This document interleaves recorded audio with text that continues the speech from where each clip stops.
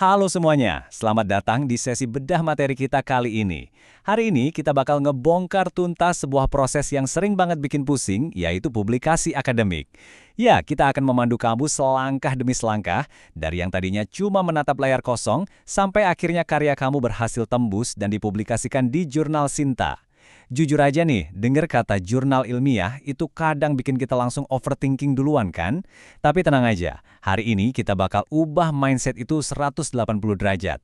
Nah, mari kita bahas kenyataan pahit yang sering bikin mahasiswa stres berat. Pasti pertanyaan ini sering banget terngiang di kepala kamu. Emang wajib ya publish jurnal cuma buat lulus?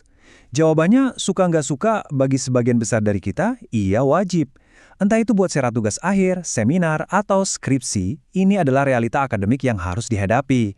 Tapi nggak usah panik, sesi bedah materi ini adalah buku panduan bertahan hidup pamungkas kamu buat ngelewatin rintangan itu. Kita bakal bikin semuanya jadi jauh lebih simpel dan masuk akal. Biar nggak bingung, ini dia peta jalan kita hari ini. Pertama, kita kenalan dulu sama jurnal ilmiah Sinta, terus ngebahas langkah awal dari nol, lanjut ke struktur penulisan jurnal, gimana cara submitnya, dan pastinya tips rahasia biar naskah kamu cepat diterima. Yuk kita mulai! Oke, kita masuk ke base camp pertama kita, mengenal jurnal ilmiah Sinta. Sebenarnya makhluk apa sih jurnal ilmiah ini? Sebelum kita pusing mikirin cara nulisnya, kita harus samain frekuensi dulu nih. Jurnal ilmiah itu pada dasarnya cuma wadah resmi buat ajang pamer. Ya, ajang pamer hasil kerja keras penelitian kamu ke komunitas akademik dan masyarakat luas. Di Indonesia sendiri, kualitas dari jurnal-jurnal ini diukur pakai sebuah sistem indeksasi yang namanya Sinta atau Science and Technology Index. Jadi, stop anggap nulis jurnal itu kayak ngelawan monster. Anggap aja ini semacam etalase yang terstruktur dan punya standar, supaya kamu bisa nyeritain penemuan hebat kamu ke seluruh dunia. Lanjut ke bagian kedua. Langkah awal dari nol. Di fase persiapan ini, kita bakal mecah hal yang tadinya kelihatan ribet banget jadi langkah-langkah nyata yang super praktis. Kita bakal mendaki gunung ini pelan-pelan tapi pasti. Langkah pertama, tentuin topik yang emang relevan sama bidang kamu dan tentunya bisa diteliti. Kedua, mulai deh kepoin referensi. Kamu bisa baca jurnal-jurnal nasional, buku, atau skripsi orang lain buat nemuin celah atau pertanyaan spesifik yang belum terjawab. Ketiga, dari situ, buat rumusan masalah yang tajam. Keempat, siapin senjata kamu dengan nentuin metode penelitiannya. Kayak gimana sih cara kamu nguji datanya nanti? Dan yang terakhir, baru deh terjun langsung ke lapangan buat ngumpulin data aktualnya. Kalau kamu ikutin urutan ini secara runtut, dijamin kamu nggak bakal ngerasa ngeblank lagi di tengah jalan. Nah, kalau data penelitiannya udah kumpul semua, kita beralih ke bagian ketiga, struktur penulisan jurnal. Disinilah kita ngerakit naskah akademik yang sebenarnya. Kunci utamanya ada di sini. Semua jurnal yang sukses itu pasti ngikutin kerangka 7 bagian ini. Udah harga mati. Semuanya mengalir logis banget layaknya sebuah cerita. Kamu mulai dari bikin judul yang menarik, ngasih intisari atau bocoran di abstrak, ngebangun konteks kenapa ini penting di pendahuluan, ngejelasin cara kamu kerja di metode penelitian, pamerin temuan kamu di hasil dan pembahasan, nutup ceritanya di kesimpulan, dan ngasih bukti sumber-sumber kamu di daftar pustaka.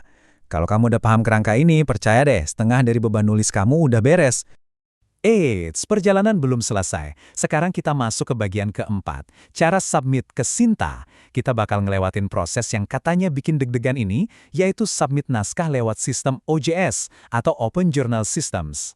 Kelihatannya aja urusan admin ini ngebosenin, padahal kalau dijalanin alurnya itu gampang banget ditebak. Pertama, kamu cari dulu jurnal Sinta mana yang cocok sama topik kamu. Terus, nah ini penting banget, sesuaikan naskah kamu dengan template mereka sekecil apapun itu.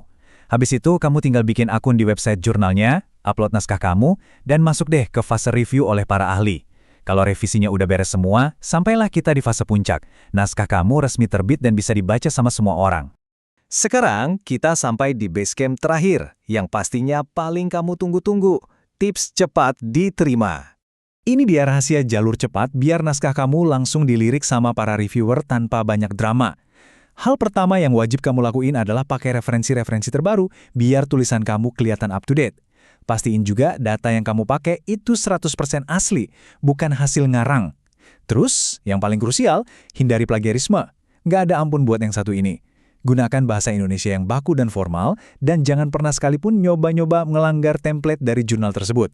Kalau kamu patuh sama aturan-aturan mas ini, reviewer pasti bakal respect banget sama naskah kamu. Pada akhirnya, rahasia terbesar buat naklukin gunung publikasi ini adalah mulai lebih awal. Jangan ditunda-tunda. Semakin awal kamu coba, semakin kamu terbiasa sama ritmenya. Nanti, nulis jurnal nggak bakal kerasa lagi kayak syarat kelulusan yang nyeremin, tapi lebih kayak rutinitas yang biasa aja. Nah, setelah ngupas tuntas peta jalan dan semua rahasia dapur publikasi tadi, menyisakan satu pertanyaan nih buat kamu. Apakah kamu udah siap buat mulai nulis karya ilmiah pertamamu sekarang juga?